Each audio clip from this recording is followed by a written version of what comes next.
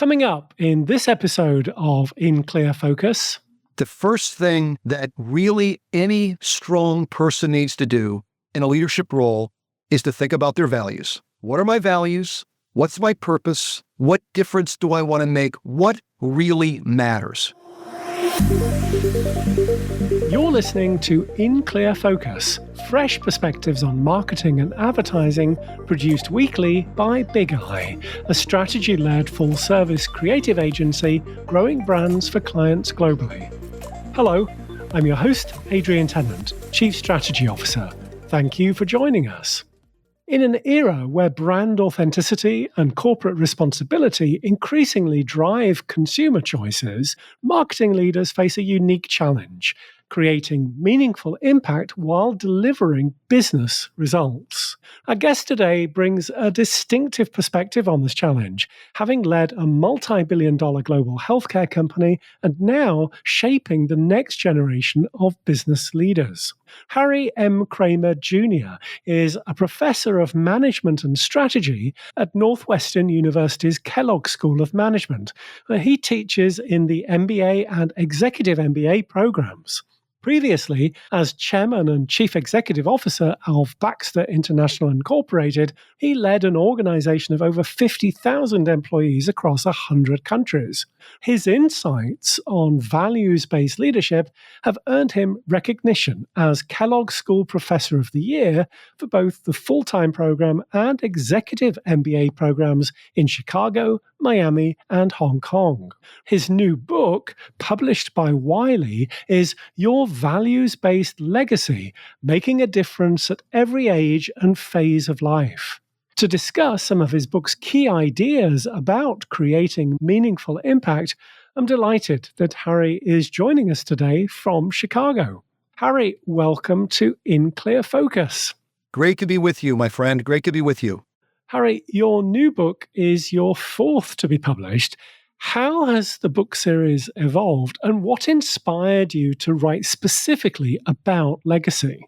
Yeah, so it's very interesting. When I first left Baxter, where I was the chairman and CEO, and I had the opportunity to come back to Northwestern University to the Kellogg Business School, my first set of classes really, Adrian, was all about how do you really be a value-based leader? What does that really take? And that was from values to action.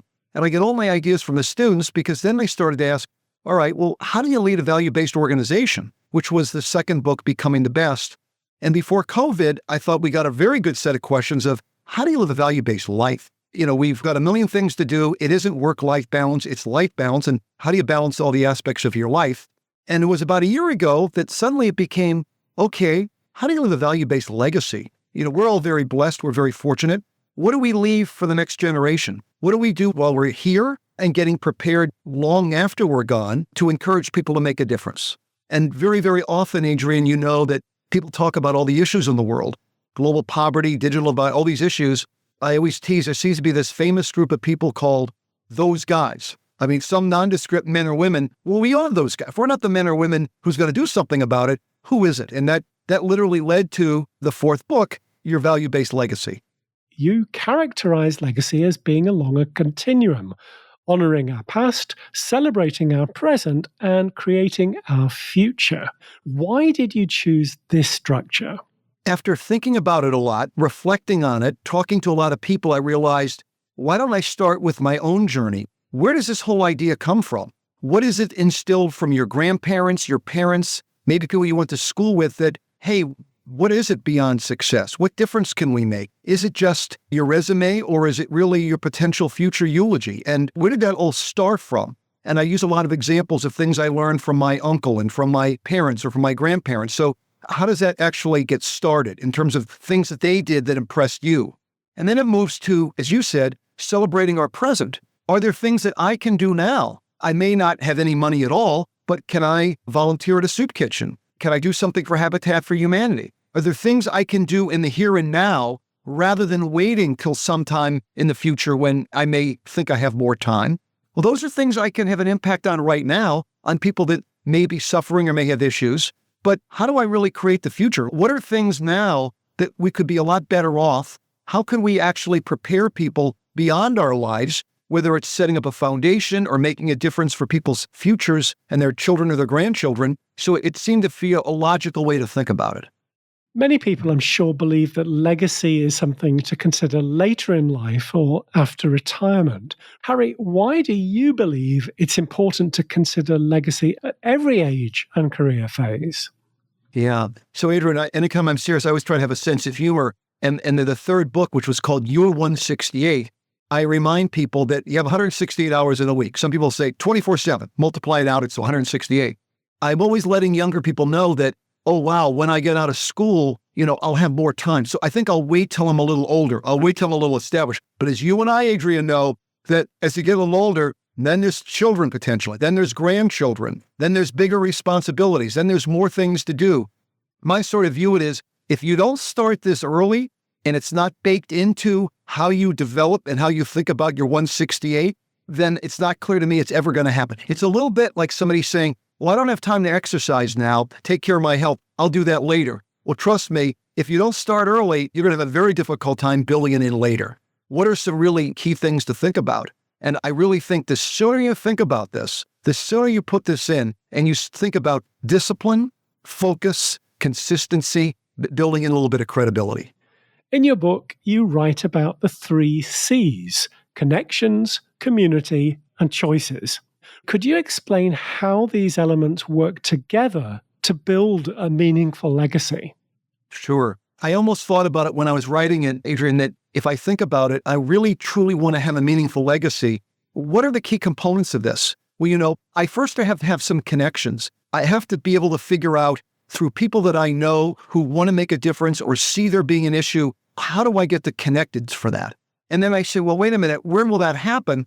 Well, hopefully it'll start in my own street, my own school system, my own area, my own city. And by having those connections and building that community, well, then the really key thing is, because we've only got 160 hours in a week, how do I make choices? Because the one thing we're well aware of, Adrian, we can't do everything. You may have heard that expression. I remember my mother saying to me one time, Harry, it may be possible to have it all, but not all at the same time. Okay. So how do you make that trade-offs? And that combinations of having the connection, understanding your community, and realizing, you know what, I'm going to have to make some choices. In your role teaching MBA and executive MBA students at Kellogg, what differences do you notice in how different generations think about legacy and making an impact? When I think about leadership, I always say leadership has nothing to do with titles. It's the ability to influence people. How do you influence people? You got to be able to relate to people. So I'm very, very big on the concept of how do I uniquely relate to each person? While I know sometimes there's this sort of temptation of, well, we'll put people into certain groups, but I think I'd be careful about that because every single person is somewhat unique. Even saying that, here's one big characteristic I can think of. I think in my generation, the baby boomers, I think there was a little bit of a view when we were younger, we surely should make a difference. We should do that. But you know what? I got to get started. I got to get a job. I got to get a house. I got to get a car. I got to get settled. And, once I got settled, I'm kind of in pretty good shape. Maybe I'm in my 50s or whatever. I'm going to start making a difference then. And when you ask me what some of the changes or difference, when I think of my 5 children or a lot of the students I see at Kellogg, their sort of view is, well, wait a minute. No, I'm not going to wait. When I look at all the issues in the world today, when I look at global poverty, global healthcare issues, the digital divide, the climate, you know what? I'm going to get started. There's almost a little bit of, I don't even need to have a house. I'm not even so sure real estate's going to go up. An apartment's fine. And this whole idea of having a car, I don't know. Uber's fine. I don't have to deal with all that. So when you're kind of freed from worrying about collecting all this material thing, then it opens up to a little bit more freedom. And here's the way I would make this more fact-based for you. I would guess in my class at Kellogg back 40-some years, good people, but the number of them that while they were in school would work for a nonprofit, maybe 5-10%. We're going to do that, but we'll do that later in our life. No exaggeration. If I look at the Kellogg students today, and I think it's pretty much any students in any graduate schools, 90% of the students are involved in at least 1 or 2 nonprofits. The need is there. I'm not watching the movie. I'm in the movie. I'm not going to just be concerned. I'm going to try to influence some things. And it's very heartening to see, let's get started. Let's make a difference. Your book includes many inspiring stories of people making a difference. Harry, could you share one that might resonate with marketing professionals? Sure. So there's a lot of stories in the book, Adrian, but when I think about really good marketing people, what they do is, as you well know with your background, they see a need, they see a demand for something, but they really figure out how to deliver it to get it done and get it done in a very meaningful way. And one of the very good examples that I talk quite a bit about is a fellow Andrew Youn, Y-O-U-N, who started something called the 1 Acre Fund, O-N-E, acrefund.org. And was very interesting. He actually took a trip while he was at Kellogg to Africa. And as he was wandering around, he literally saw some farms where the crop was very, very small and didn't grow very high, and other places it did. And when he actually researched it, did his little marketing study, he realized part of the problem was that in many areas, they weren't using hybrid seeds. They weren't really using the best fertilizer. They really weren't sure how to improve the irrigation. And he came back and he said, you know what? I can't quite get over there's almost 1 billion people in the world that aren't eating, and most of them are farmers. Now, okay, wait a second. How does a farmer start? That almost sounds like an oxymoron. And he said, you know what? If I can get some help, we can figure out a way to get people excited, put together a good marketing program where people realize, hey, if you can help me get hybrid seeds, basic fertilizer, some irrigation, I think we could double or triple the crops on these farms. Because many of these areas, they've got a very small amount, maybe an acre. Well, you can't, as you well know, you can't grow enough product on an acre to keep the kids alive. So here's what's happened. As a result of just brute force, good marketing, good explanations, a lot of videos, you can look at oneacrefund.org. Let me give you the update as of a couple weeks ago. They started in Kenya. I believe they're in Kenya, Rwanda, Uganda, Tanzania. They're starting in Ethiopia. As of last month, they have doubled or tripled the crop yield, Adrian, on more than 4 million farms that has saved the lives of more than 15 million children. He's hired 9,000 Africans in these countries. And by the way, if you look at one of the YouTube videos on this guy, Andrew Youn, Y-O-U-N, interesting part is that instead of feeling really good about this, he says, Harry, you know what? There's 50, 60 million farms. We're not even 10% of the way there. An incredibly humble guy who says, we are those guys. We are going to make a difference. We're not watching the movie, we're in the movie. You write about the significance of small in creating impact. Yeah, it was one of the most fun things that I found in talking to many, many people, Adrian. It turns out, as you can imagine, because we're all busy, and there's this view of, well, I can't really do too much. I mean, I'm busy. Some of these things are very, very big. What part can I play? The example I used was one young fella who's got to do a lot of work because he's a young professional, and he literally was going into a store, and they had a big empty cage where they wanted to have people drop coats and some supplies in the winter for some of the folks who were in need. And it was a little bit, I can drop a coat in there. And he dropped the coat in, but, it's such a small impact. What difference can I make? And the realization for him was a couple days later, he went there, and that little cage was now overflowing with coats. And it was like, wait a minute, I can set a small example, and it's a lot of people doing a small example that add up to a very, very large thing. And this whole idea of, again, I'm going to do my own part, and there's no such thing as doing too small of a part, because a small part by many people adds up to something pretty wonderful. Having served as CEO of Baxter International, how do you see the role of corporate leadership evolving in terms of creating positive social impact? Yeah, boy, Adrian, you asked great questions. This was a lot of fun, and we talk a lot about this at Northwestern, at Kellogg at the business school. Again, as a generalization, I think 30, 40 years ago, there was a view, if you're running a publicly traded company, you've really got to focus on the shareholder. You're there as a steward to help them generate a return, and that's your job. Yeah, there's a lot of things you could do in terms of social impact, but maybe you should generate the wealth by running the company, and then the people who get the benefit of that, the shareholders, they can do that. And there was even to the extent where there was some work done by some folks saying, that's sort of your fiduciary responsibility as a board, that the company, shouldn't be doing around being good doers. They should generate a return, and the people will own the company and get their dividends and stock price increases. Well, I think what's evolved over time in a very positive way, Adrian, is to say, well, wait a minute. Okay, if I'm going to generate shareholder value, how do I generate shareholder value? I need two things. The first thing I need is great people. And as you and I know, talking about that younger generation now, Adrian, they're not going to work for a company that isn't socially responsible. My 5 children, they want to know what they're doing to really make a difference in the world. Okay, so what do I need? Number one, I need great people. Well, look, if I can be doing socially responsible things, I don't mean greenwashing. I mean giving people half a day off every couple months to work in a soup kitchen or have a foundation that can provide funds for needy school children or whatever. If I can do that legitimately, I'm going to have great people coming to work for the company. So I don't get the people piece. What's the other thing I need? I need customers. And I just role play and say, let's say you're the customer and you can buy the product from me or Joe. Now, if Harry's all focused on shareholder value, show me the money, that's what I want. But Joe, Joe would like to generate a return, but Joe's being socially responsible. And he's showing you the difference he's making in the community. He's showing the difference that he's making. I would argue if the price of our product is anywhere close, if the quality is anywhere close, I think you're going to be buying the product from Joe. So now, my very simple math as an old math major, if by being socially responsible and doing the right thing, I'll have great people, I'll have a great relationship with customers. In my simple way, my friend, if I've got great people and a great relationship with customers, I will generate shareholder value. Okay? That's the conclusion.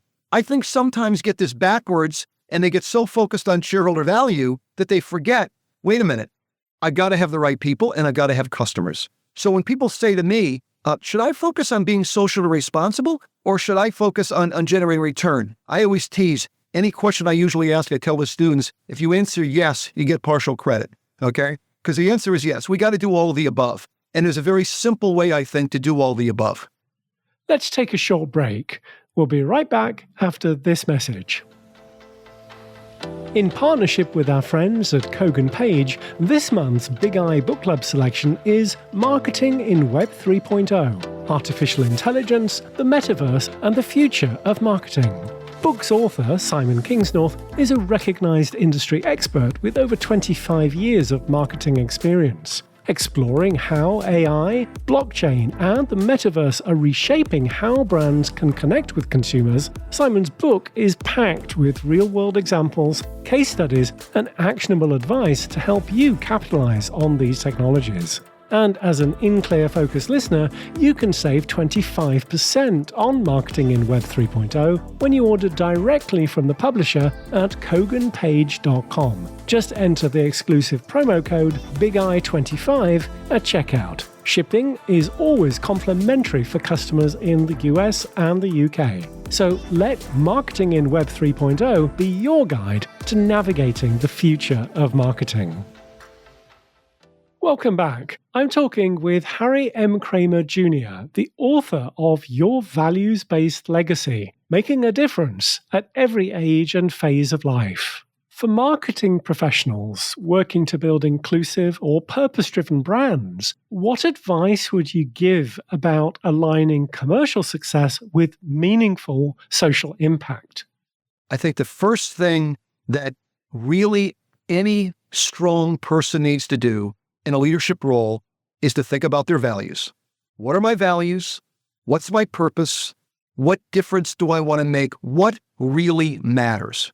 If I can understand what those values are, what is non-negotiable? What am I not going to compromise? And I can do it in a very, very caring way, I think, as you well know, you're going to have a great relationship with the team, you're going to have a great relationship with customers, and you're going to be incredibly successful. Not enough people take a step back to figure out, well, what are my values? What does really matter? What am I willing to compromise? And that's why I start so many of my classes, so many of my lectures on leadership. The first thing you have to do, I really believe, is to be self-reflective. And people say, well, why is that? Well, then I'll tease people, Adrian, it's saying, if I'm not self-reflective, is it possible for me to know myself? If I don't know myself, is it possible for me to lead myself? And by the way, if I can't lead myself, how could I possibly lead other people? So leadership, in my mind, starts with me. If I don't have my own act together, how could I possibly lead other people? As a marketing professional, as a CMO, as a CEO, it starts with me. People want to know what kind of person you are. A lot of people, as you know, they may be a little younger, a little naive. It's about how bright they are and how fast I can move. And a great quote, I should look up who said it, but I love this quote, Adrian. People don't care how much you know until they know how much you care. And if they really believe you care and you truly know your values and you can lead yourself, they'll follow you anywhere. Harry, with your experience in both corporate leadership and academia, What changes have you observed in how organizations approach purpose and values? Adrian, this is one I've been thinking a lot lately. And again, it's always bad to generalize, but I'm a little concerned that individuals and organizations are really not taking the time to understand one another. They're not willing or taking the time to understand multiple perspectives. I think it was only as recently as maybe 8, 9 years ago when, Adrian, you have a view and I have a view. Now, it could be anything, right? It could be gun control, immigration, whatever. I would say leaders in a respectful way should talk about anything, but you have a view and I have a view. And back then, I still like you, I still respect you, but I have a different view than you do.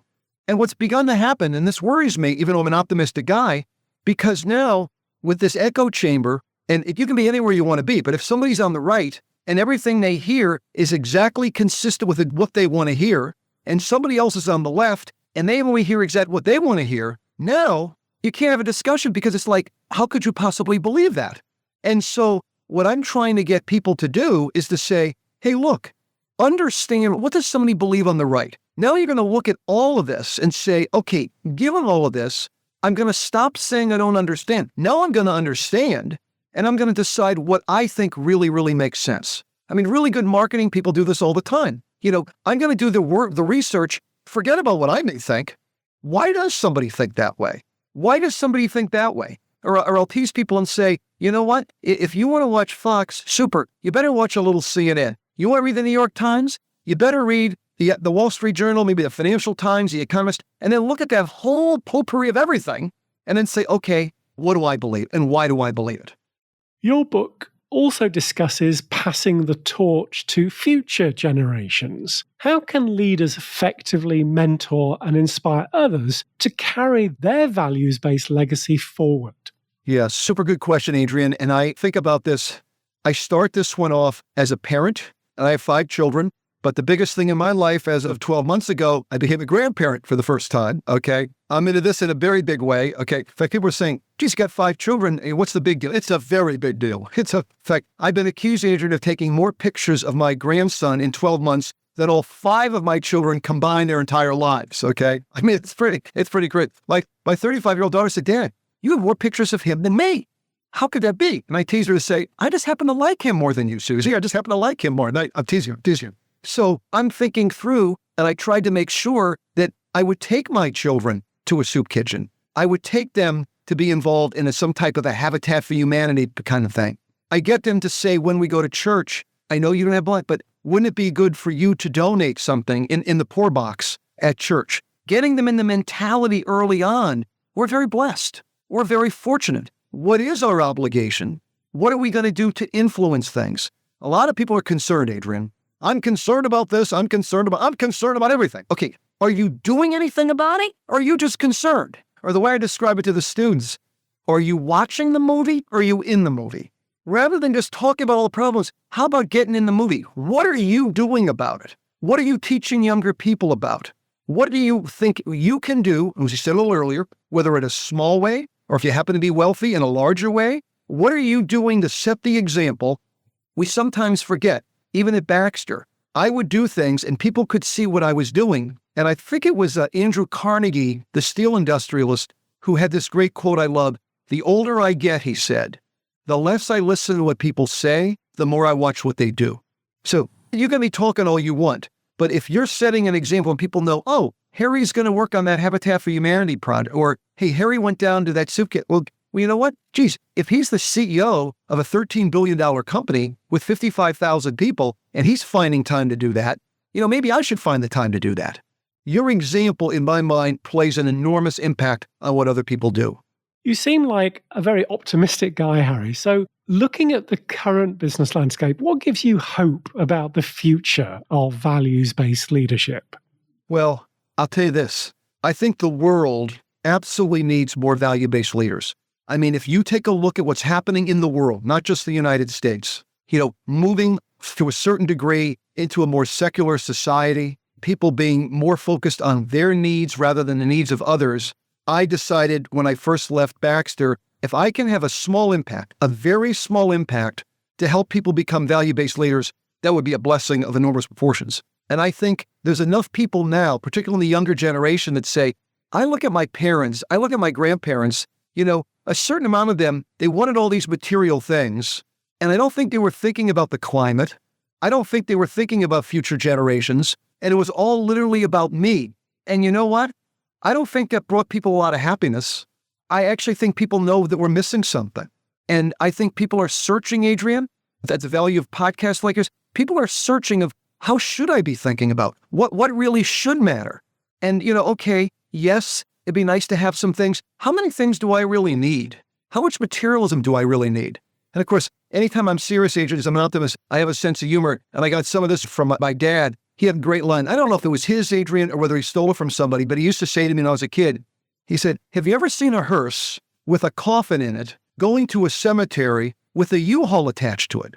And I'd say, Dad, what's that? He goes, Harry, it seems like 90% of people I know, they must either think all this stuff they're accumulating is going with them when they die, or they must think they're living forever. Because if you know you're not living forever and you can't take this with you, what are you doing? And he'd say, hey, Harry, you got a lot of people in their 40s and 50s, all of a sudden they're 80, and now they got to get rid of all this stuff. And the great line was, geez, Harry, don't you think people know when they're 50 that 30 years from now, they're going to be 80? I'm surprised you're surprised.